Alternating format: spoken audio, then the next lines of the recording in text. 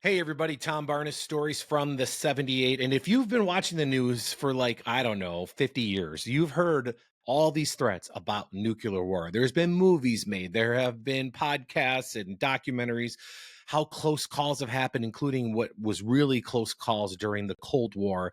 And somebody with a little common sense going, maybe Russia's not sending that missile towards us right now. Maybe we should check on that, like those things actually happened and are happening now. I mean, think about what happened in Iran just a couple of weeks ago, or the threats going back and forth between the Ukraine and Russia. I mean, it's terrifying, right? And that is why it's so important today to talk about the prevention of nuclear war.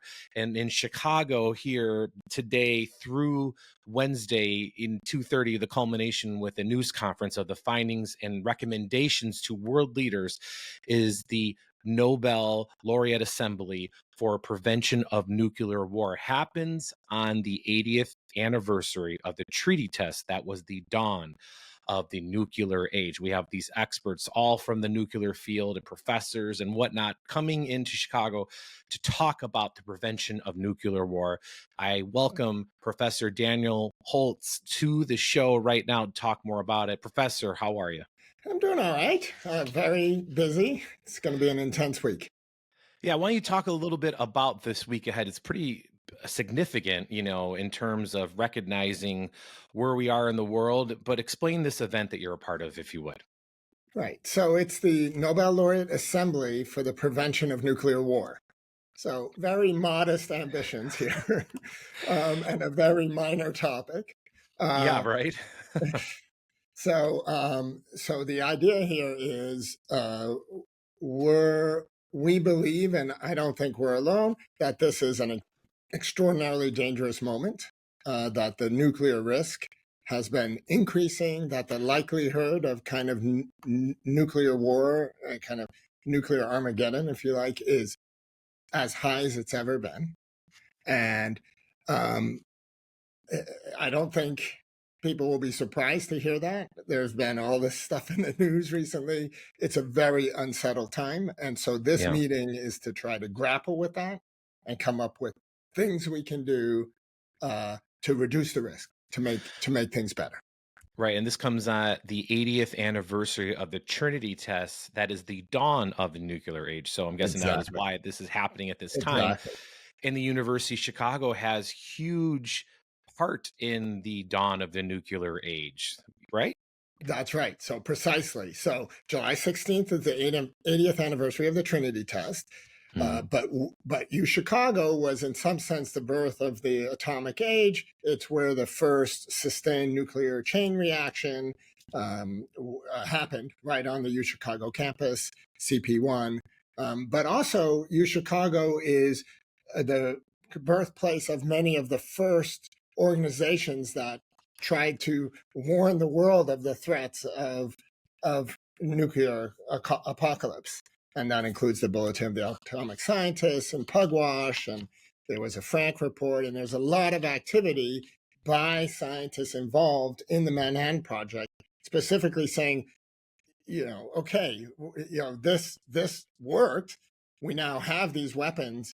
We're freaked out about them, and the world should be too. And let's be careful, because for the first time we really have the power to annihilate ourselves in our own hands, and we should be mindful of that. Yeah, the proverbial Pandora's box of Exactly. warfare, right? I mean, That's yeah, right. we got a weapon that can end a war, but end all wars, right? End us all.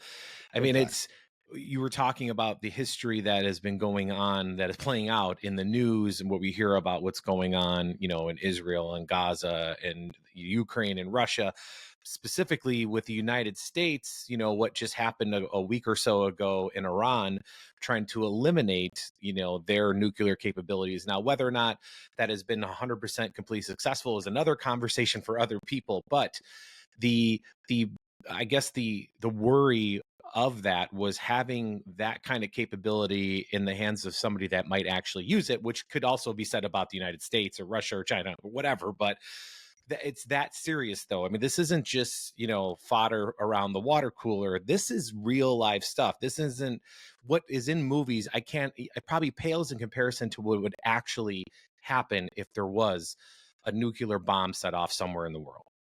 Yeah, I think that's exactly right. So the world is very unstable. You've mentioned all these places. There's also India and Pakistan, both of them nuclear weapon states, and they just had a hot war. Like it's it's just very unsettled. And I think you're right. And I think this is a critical point.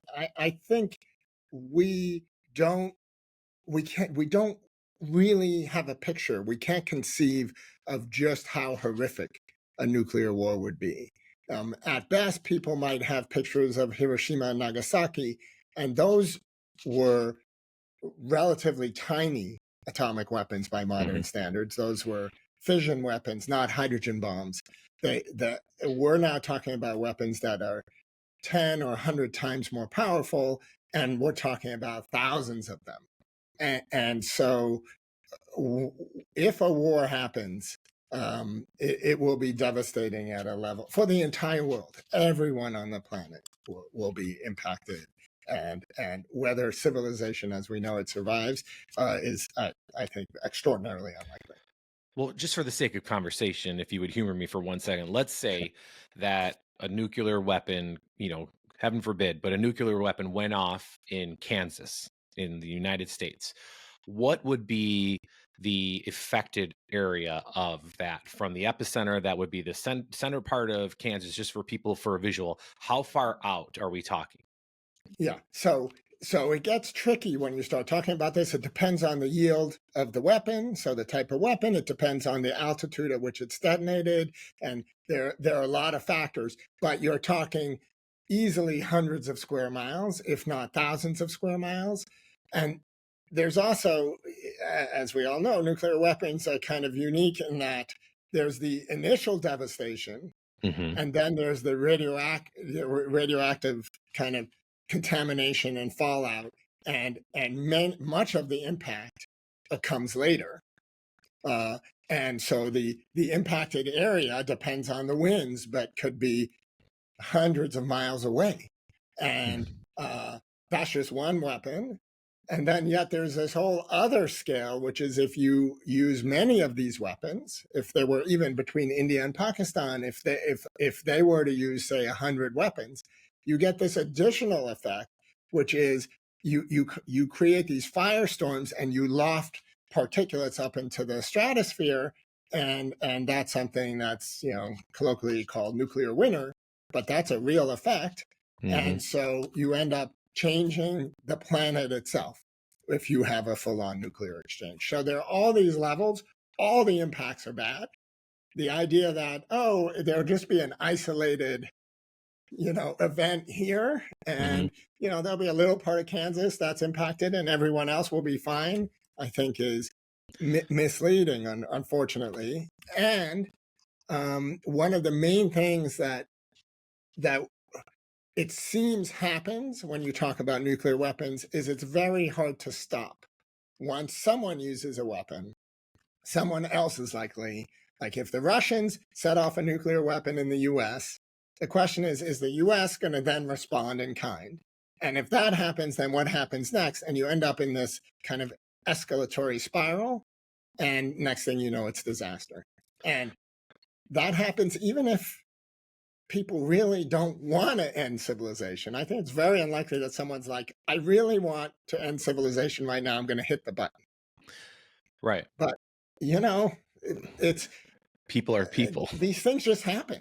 And, Yeah. and they rapidly get out of control. And suddenly people are in a position where they feel like they have no alternative.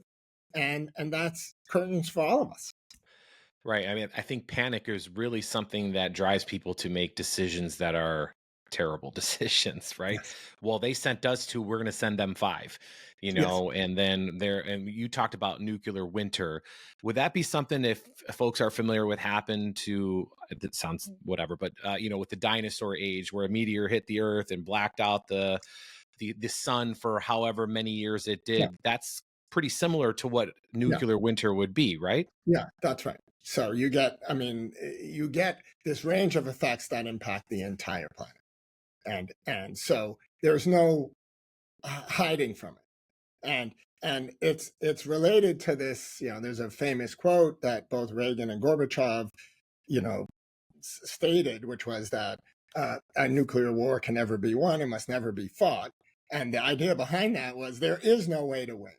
You could imagine, oh, we'll nuke this other country, and then we'll do it, and we'll be so thorough that then we'll be safe, and none of their weapons will hit. But just in doing that, we're already threatening everyone. Right. It's just the nature of they're so horrific, these weapons. The scale is so large. I mean, they literally punch a hole in our entire atmosphere when those mushroom clouds go up hundreds of miles. I mean, it's just a different scale. And so you really don't want to use any of them. Right. And that kind of part of the message here is we have to do everything we can to avoid the use of any of these weapons ever. Right, because it's just a very, very minor example would be like even the meltdown in Chernobyl, with the nuclear, the fallout around that area. You can't go to it. Now, magnify that by whatever the math would be for a nuclear bomb. Exactly. But the same principle applies. You can't grow anything in there. You can't go in there without a special suit. Because if you do, like in that disaster, people went there days afterwards and they were dead. Some of them were dead in hours with it being exposed to that. So yeah, that's right. I think those things, though, I think people think those are just made up movie things, sadly, and they're not. They're actual real things. And that's why you have this assembly for the prevention of nuclear war happening here in Chicago, starts today through the 16th. And it's just part of a discussion, if you will, right, to how to prevent this. Like if you were sitting in front of, let's say, Putin or even Trump right now, and the leaders that are in Iran or Israel with Netanyahu about this, or you were mentioning India and Pakistan, what would you tell them? Like, what would be, outside of what you kind of just said now, what is the narrative to tell the world leaders? Yeah, so I think this is a very important part of this assembly. Is the goal is to come up with a declaration, a set of steps that can be taken that would reduce the risk of nuclear war. And that's what this meeting is, not just for us to talk and freak each other out. The goal of the meeting is to come up with the clear steps, achievable short-term steps that can reduce the risk. And one aspect of this is it's in nobody's interest to have a nuclear war. I think that's clear. I think most people know it. You often have heads of state saying, the most terrifying thing would be a nuclear war. We have to avoid this at all costs. So I think that's known. And there are steps that can be taken that reduce the risk. Right now, for example, the way the kind of nuclear arsenals are set up, they're set up to be launched very quickly. Everything is in a hurry, and there are historical reasons for that. Decisions to end civilization would be made likely in the span of minutes. President is informed, we're under attack. You have less than 10 minutes to make your decision to launch. We have to launch right away. And the missiles are always ready to go. Right. And that doesn't, in this day and age, we don't really need to hurry. And so you could argue maybe there are better ways to do that. And that's something that at least should be discussed and explored. And then there are other things like, should we be improving these weapons, modernizing these weapons?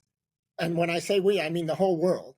Right. Like all these nuclear states are investing just billions, approaching trillions of dollars, like immense sums to modernize their nuclear arsenals. We already have enough weapons to end civilization many times over. What do we need to improve about? Like, why are we spending kind of these are resources that could be used to feed people and clothes and all the things that really matter, medicine and all, and instead we're building even better bombs, and so to already do destruction that's already achievable. Yeah, like what? I mean, if we want to end civilization, we can.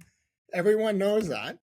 So what are we doing? What are we doing? And so there are things like that, but really, I think there's some more detailed, like elements of the way command and control works, or elements of the way treaties work, where we can kind of find points of leverage Hmm. where we can genuinely reduce the risk of these sorts of exchanges. And I should say, many of the scenarios happen kind of by miscalculation or by mistake. It's not the scenario where someone wakes up one day and says, you know what, it's time to end civilization. I want to hit the button. I mean, Right. that could happen. The way the system works, there's what's called sole authority. There are individuals that have the power to end civilization. Some number of individuals in the Right. world on their own record, like there's no checks and balances, they can end civilization. That's already quite frightening. But Yeah. people would argue probably the most likely way it happens is there's some mistake, there's a bug, and we get a false alarm, and the response is overly dramatic, and then you have all this miscommunication, and boom. Or just there's a miscalculation. A leader thinks, well, if I do this, it's just a small bomb, but that'll really show them, and then I'll achieve all these aims, and that'll be the end. I'm definitely not going to escalate. It's all going to be Right. fine. And it turns out not to be fine, and then we're all toast. Yeah. So these are the sorts of things we kind of want to reduce the possibility of those sorts of things, which is Well, in everyone's interest. and correct me if I'm wrong, but hasn't there been pretty close calls already? Like even back with like the Cuban Missile Crisis, Yes. right? Like really, Yeah. really close calls. If Exactly. people really understood, they'd be like, "Oh Yes. my gosh." And that's right. And even at the time, people were freaked out. And as we learn more, we learn just how close. There have been quite a few moments where we came, a hair's breadth from the end, Yeah.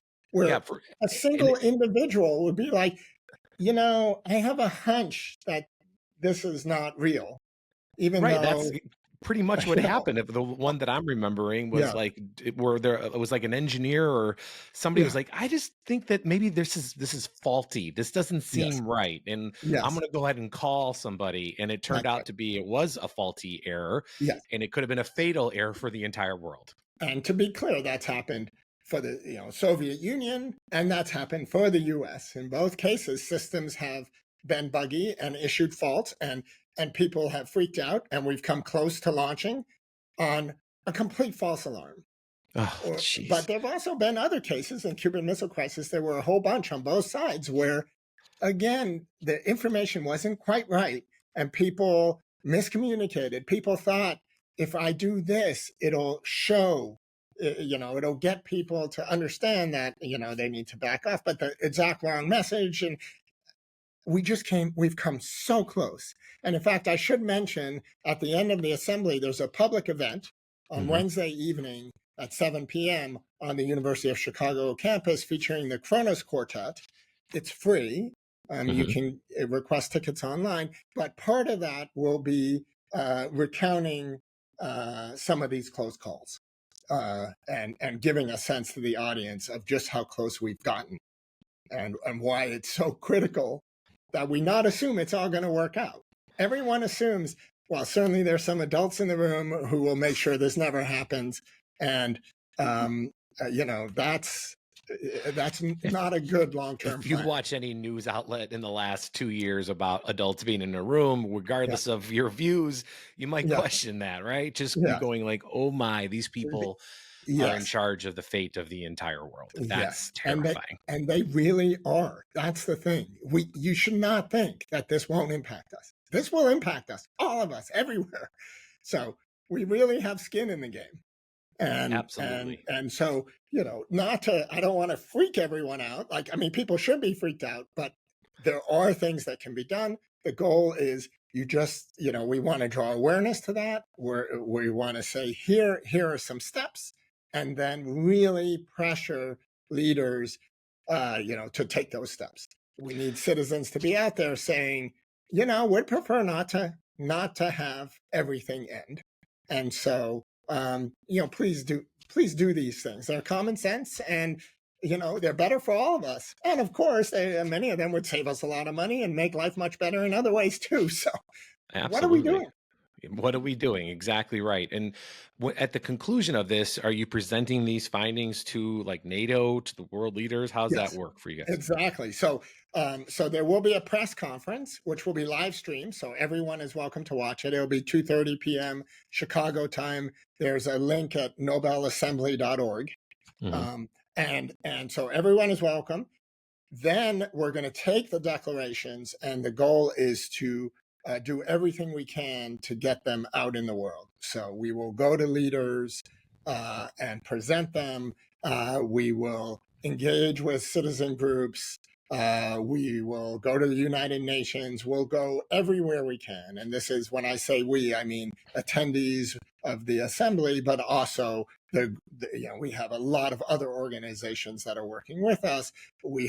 There are a lot of laureates involved, and the laureates are really fired up. They know Okay. that this is one of the critical issues, and so they're planning to go out and use all their contacts and just tell everyone they can. This is, one of the most, if not the most urgent issue facing humanity at the moment.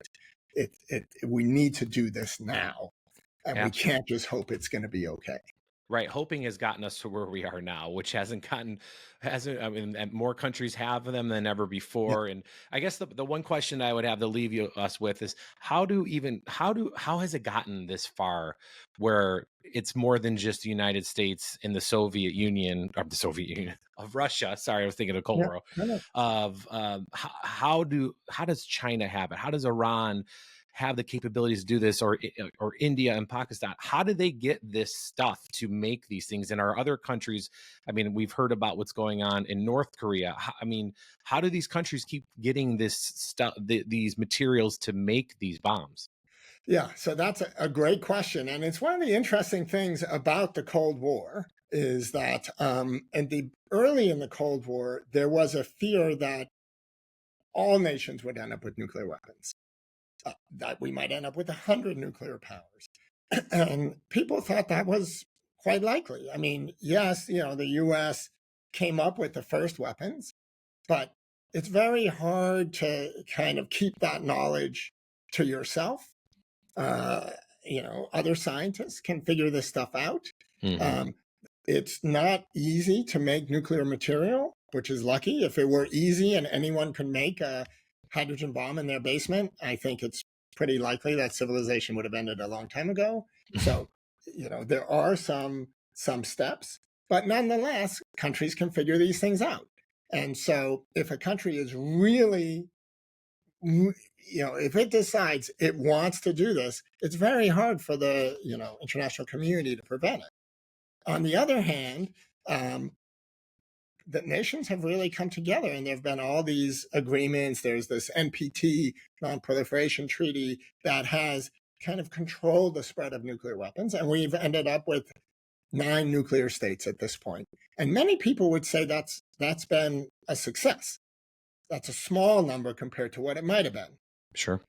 But as you alluded to, things are getting more dangerous. And I think one of the things that's happened is at the end of the Cold War, we somehow made it. We got lucky. There were a lot of close calls, but we didn't blow ourselves up. And people thought, this is done. The risk is over. Cross it off. We're done. And there really was this feeling of relief and elation in the community, understandably. We'd gone from 50,000 plus weapons, all on hair trigger alert. We're just going to just blow ourselves up, 100 times over, to, now we have less than 10,000, and we're not, it just felt like, we all know it's dumb and we don't want to do this. And we were moving away. Hmm. And what's happened in the last decade is the rhetoric has changed.